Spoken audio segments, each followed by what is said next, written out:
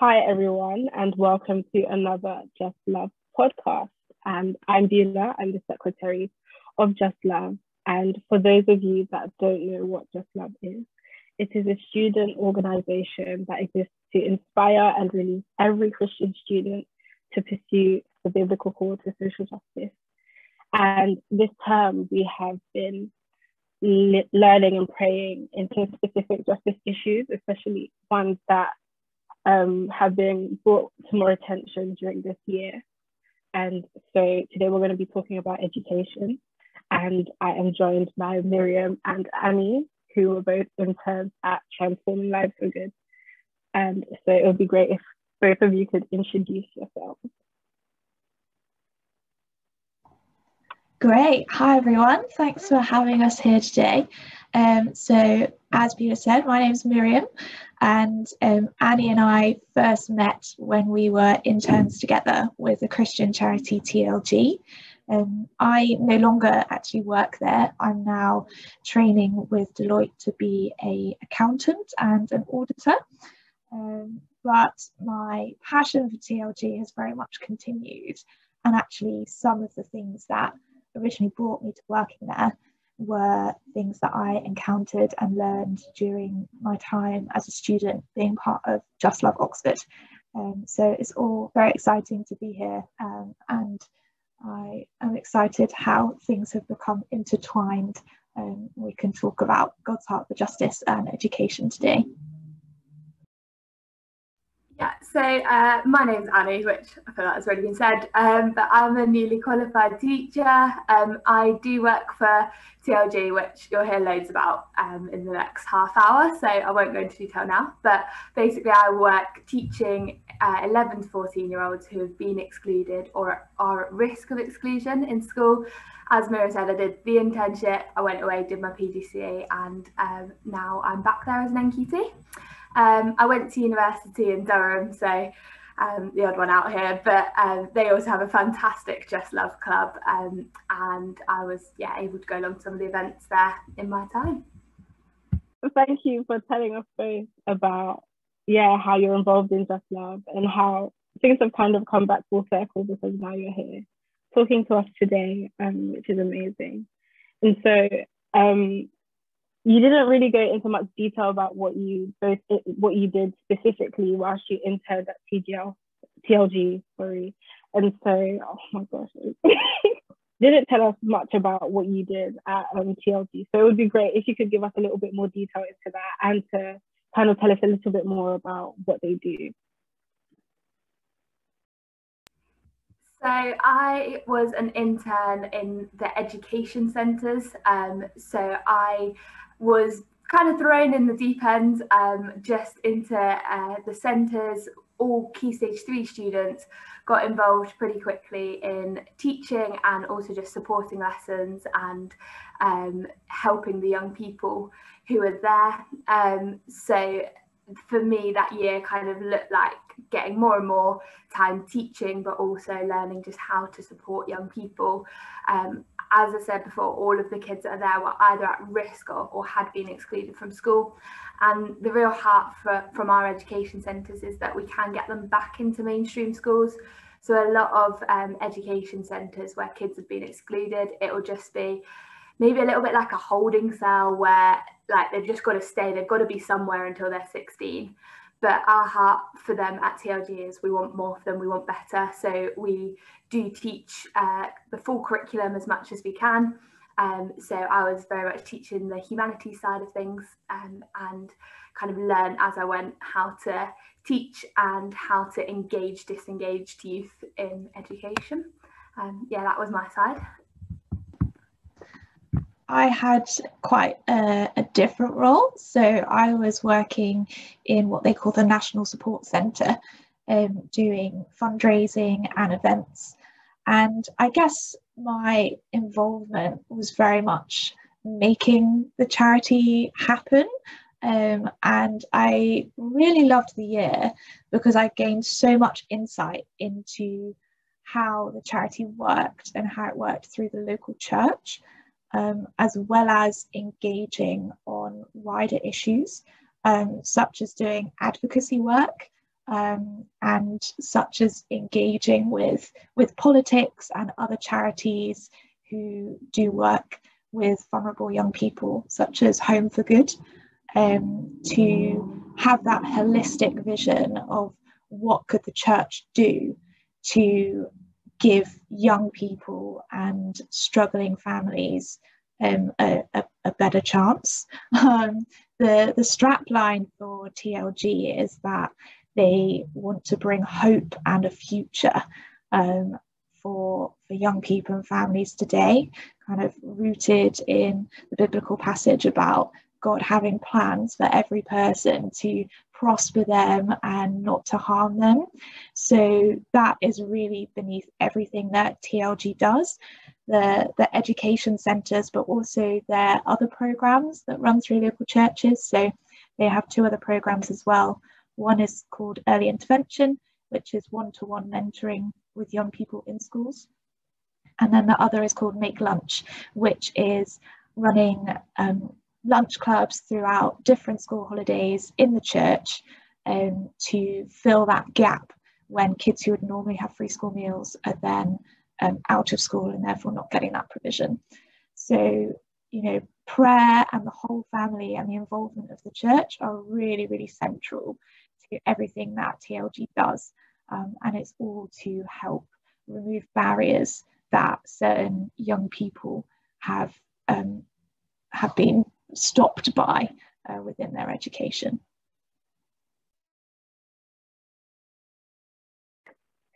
Yeah, wow. I think it's amazing that you speak about it like that, because we do normally think of, it's very easy to think of education and justice as its own little thing, when in fact it does intersect with a lot of different other injustices. And so, yeah, it is amazing what the charity does, and its impact in young, vulnerable people's lives. So this is just like a quick question, but where does your heart for education injustice come from? Yeah, I think I can probably trace it back to studying psychology at university. I think that was when I just really began to grasp why this was such an injustice. It genuinely amazes me how much of an impact any early life experience can have on a child, but particularly like early trauma and the impact that that can have on the brain and just the ability to access their schoolwork, and it can basically just set them down a whole path for life. And I think education is genuinely one of the most powerful tools to change that, to break a cycle of disengagement that's probably existed for generations.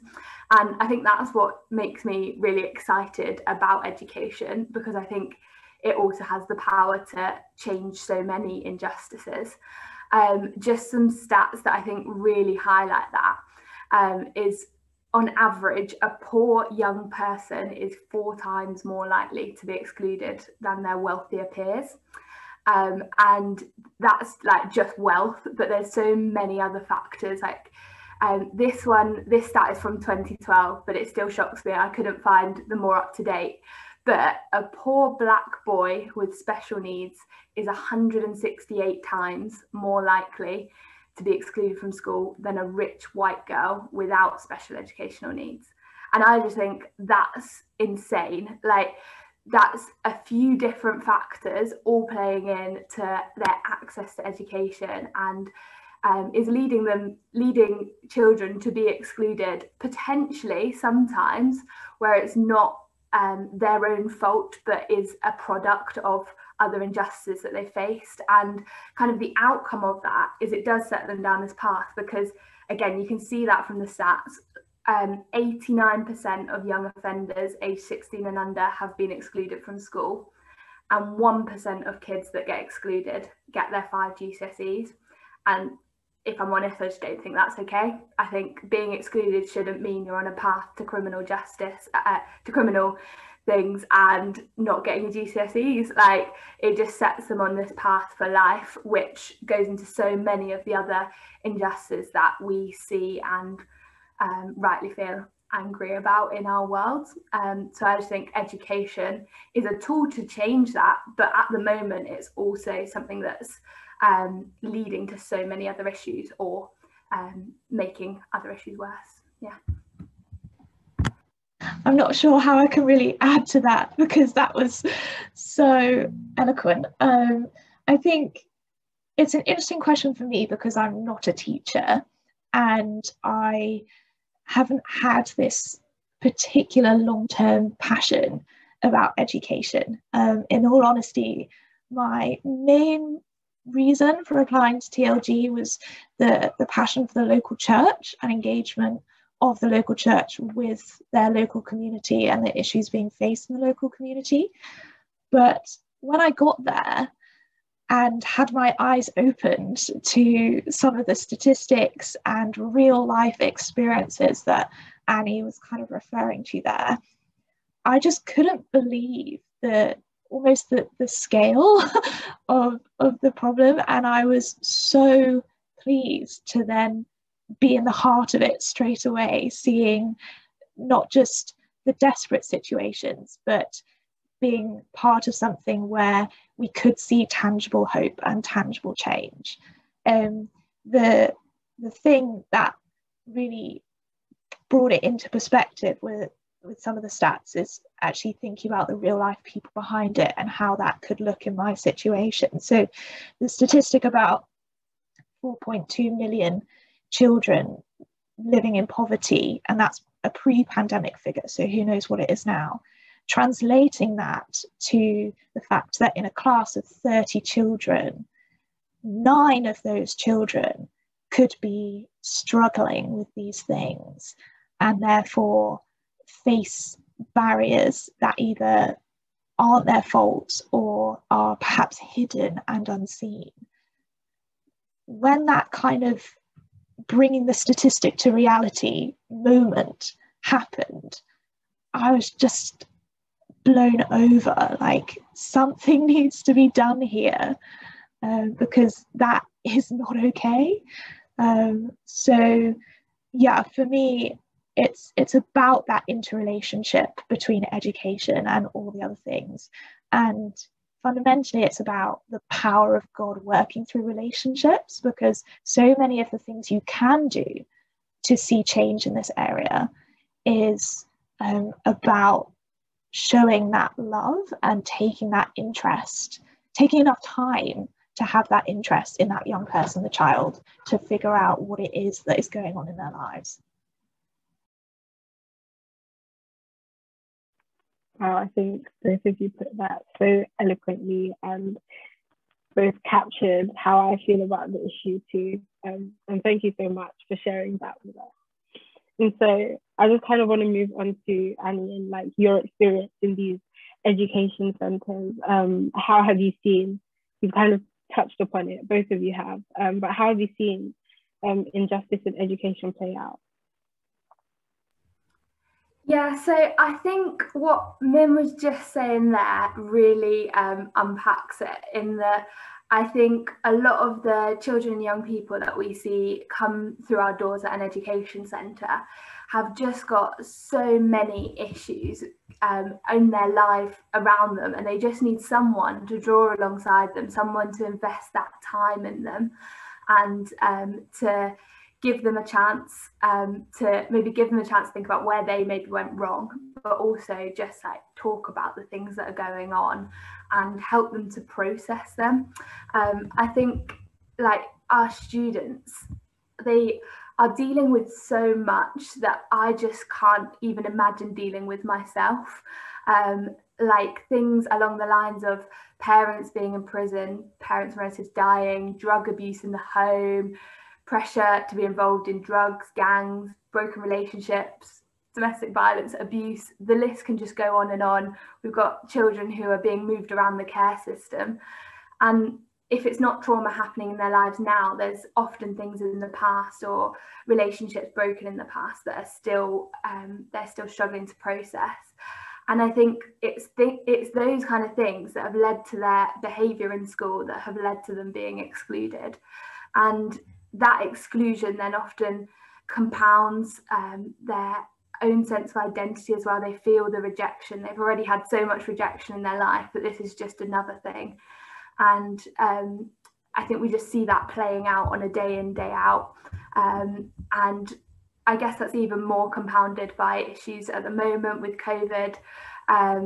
There's kind of obvious things that we've seen a lot in the news around free school meals and just around the expectation that parents can read and can homeschool their kids and have access to laptops and internet. Like those are things that we're having to deal with on a day in, day out. Like, how do we support kids to learn from home when mum can't read and write? If I'm honest as well, it's probably as well, I'm just thinking about the unseen injustices of it as well that we won't know yet, particularly around COVID. There's things like students in mainstream education who might really benefit from coming to a provision like TLG, but it's actually easier now for schools just to do something called off-rolling, so where they just don't count them as part of their numbers, they just say they're learning from home, and they, instead of having to count them as an excluded child, which is a bad thing for a school to have a high number of exclusions. So yeah, they'll be just off-rolling them, and these kids, that gap will just get bigger and bigger, where they've just disengaged with education for a longer and longer time. And I just don't think that's okay either. And I think they're facing so many difficulties at home, and maybe being at home more or not having that safe place, consistent place to come to in school is worrying. I would say, like, I'm so privileged that as a TLG education centre we've been able to stay open the whole way through the pandemic, and that's just been really great to see. There's a handful of our children, young people that have come the whole way through, and just to be able to provide that safe place, to provide that consistency, I think is so important when there's all these things going on and all this chaos in their lives. So I think I kind of want you to elaborate more on like your experience in the education centres and like the impact that these education centres have had on these young people. So could you? So like the thing I think I absolutely love about my job is that I can freely tell them the gospel. And I think when you think about all of these issues, when that kid walks in the door and just swears at you and doesn't want to engage in a conversation, and when we're seeing maybe some of those more extreme behaviours, which we do have to deal with, I think knowing that there is like a deeper thing that it can seem hard basically to share a hope in that situation when you're dealing with maybe repetitive behaviours, or when you think about their situations at home. I feel helpless, like I can't remove any of the situations for them, but I can tell them the gospel, and I can tell them that they've got a heavenly Father that cares for them, that knows and understands how they feel even better than they do. I can show them patience and grace even when that's really, really hard, because the Spirit gives me what often feels like a supernatural amount of patience. And we can offer them that second, third, fourth, fifth chance when everyone else gives up on them. And I think like that's what makes the difference in our centres, is we do persevere with them, we draw alongside them. I mean, that is helping dealing with some of those issues, but I think also like there's a stat from 2018 that 91% of our students make expected or better than expected progress in English and maths. And like we really care about that, because as we said, education is a tool to help them break out of these cycles.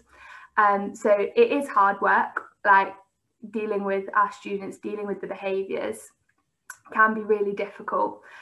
We get a huge range of children and young people come through the doors, in that I teach year 7 to 9 in one classroom, and that ranges from children that can't read and write, can't do simple times tables to some that are working around a year 7-8 level, and just that can look, so each day looks totally different in a centre, but I think we're able to draw alongside them to give that support where they can't necessarily have the time for that in mainstream. They can't necessarily take that time out when they flip a table, because you just don't have the staff for that in mainstream. But we can have those restorative conversations, teach them how to regulate their emotions, teach them how to move on, and we can help them kind of access education again.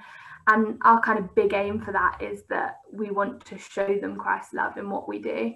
And we also want to help them grow in thinking critically. We've got a whole curriculum around thinking skills, and we want them to think critically and think carefully about what they do, because ultimately we want them to think about whether God's real, whether there is a God out there that cares for them, whether the evidence about Jesus is true or not, whether the Bible is true. We want them to be thinking critically about that kind of thing, and we get them involved in those conversations wherever we can. So yeah, it's hard to say exactly what a day in an education centre would look like, because it's always so different and the children are always so different. But I think that drawing alongside them and the families as well, dropping the phone calls home, dropping a food parcel home, turning up at the door just to check in on them, are all ways that we can support them, can show Christ's love as well when they face so many things in their lives. Yeah, and if I can just add on to that, I think your original question was about kind of the impact that the centres have on the kids, and having an outsider's view, not working with the day-to-day, I've seen and heard stories of so much change. You know, kids genuinely do get back into mainstream, having worked with the amazing staff at the education centres. And in terms of the other programs that are run, this one-to-one mentoring called early intervention, they always do surveys with the kids and the families afterwards. And some of the recent stats were that 84% of the young people feel more confident, and 97% feel more hopeful having been through that mentoring. And that mentoring might just be for 1 year, but often the relationship built goes along a lot further. But just think about that now, you know, in a time of COVID and pandemic, when home learning and home working suck, you know, what if the church can be coming alongside more people, and 97% of those people could feel more hopeful having experienced and interacted with the practical expression of Christ's love for them.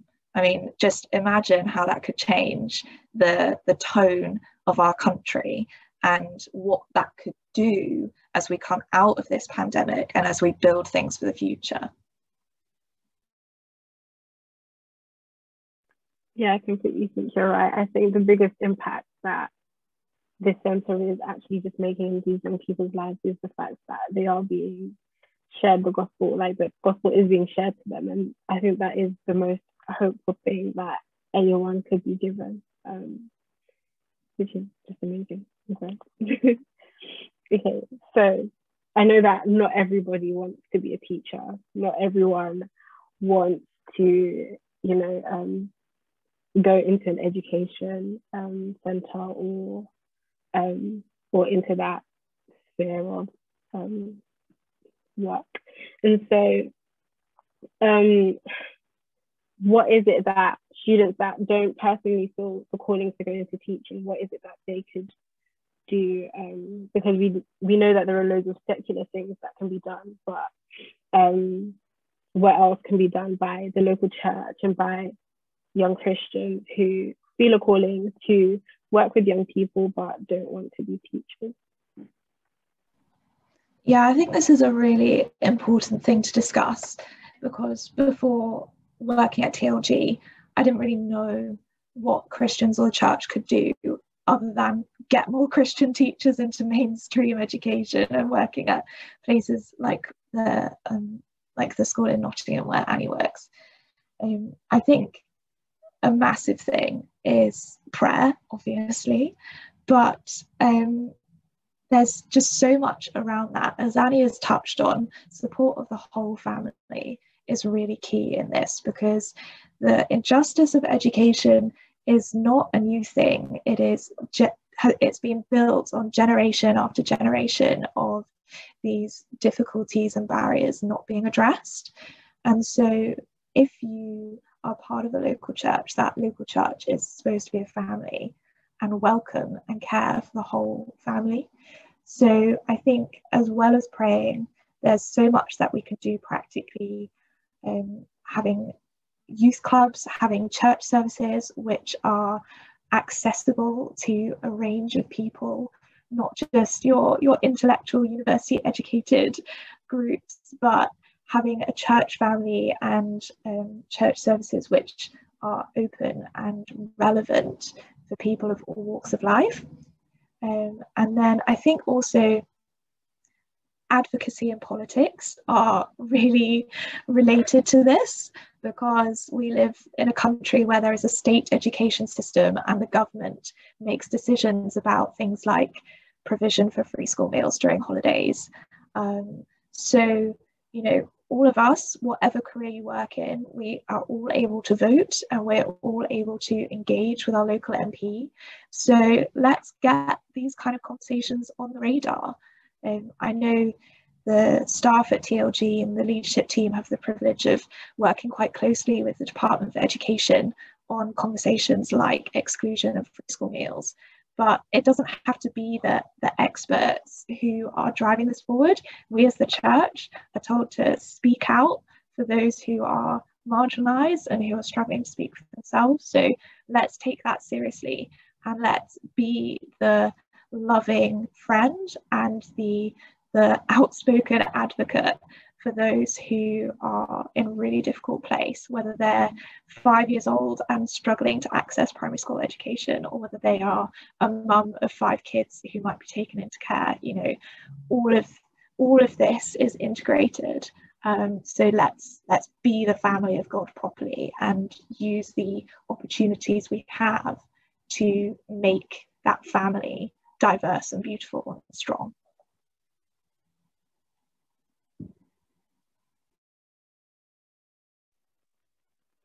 Great, thank you, Miriam. I think you touched on education. Education and policy. I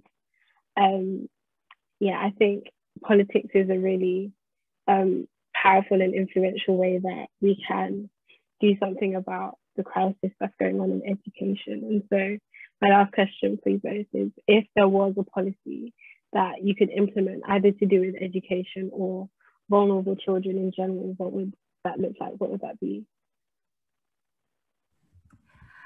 I've been having to think about this all week, and I actually can't really take full credit for the answer I've come to. So a shout out to our CEO, Tim Morton. And I'm going to say an end to school exclusion and an end to the use of that word. I think exclusion is used in our system as a sanction, and that was the case for over 446,000 children just in the last academic year. And the scale of that, I think, is it's about a failure in our whole system to provide an education that meets the needs of all children and young people.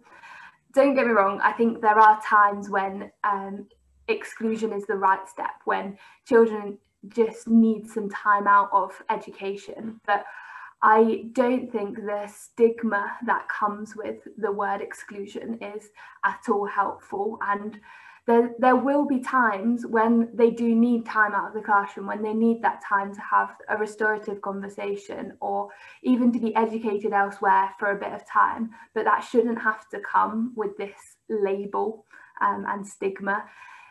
They should be able to access help that places like TLG can provide without being excluded, and having that as another barrier into in their lives. And I think the stats that we've mentioned throughout have shown that, like, rejection is something that's prevalent in these kids' lives, and losing education is just a further loss of hope. And that route through to unemployment, poverty, involvement in the criminal justice system, it's all clear. And I think ultimately we do need a system that provides the support and shows the young people who deal with so much that there is hope and that it's okay to struggle. You're not going to be excluded for the struggles that you face, but just like the option to have that help somewhere else without the stigma of exclusion, I think would be something that we need to see. Again, how do I follow that? The thing that I was thinking about is more for kind of your older kids. Something that I feel quite strongly about is I get quite frustrated when university is seen as the only option to getting a fulfilling, satisfying or thriving career. I think that there are many different routes to find satisfaction in what you spend your 9 to 5 doing, being that apprenticeship or other vocational options. And so I was thinking about how can we try and reduce that stigma or that expectation. And I wondered if one policy could be that it was mandatory for employers to have a certain number of weeks set aside to provide work experience or offer apprenticeship roles for young people. Because often the potential of a young person is unlocked in the most unlikely place, and they discover a passion that they didn't know that they had. And I think that would help address some of the issues around kids with certain special educational needs struggling to find further educational work, as well as all of these things that we've already been discussing. So yeah, that's my penny to add in. Well, those are both really amazing answers. I know I gave you that question when we were talking about it. It was a bit much, but thank you. These are very introspective and really reasonable policies that could easily be implemented. And so I just wanted to say thank you both for joining us today for this conversation, this chat. And I know that this conversation has opened my eyes more to the injustices. Even though this is something on my heart, I think this conversation has really done that. And I just hope that those that do listen to this feel the same as well, and that we do feel called to action to do something in this area.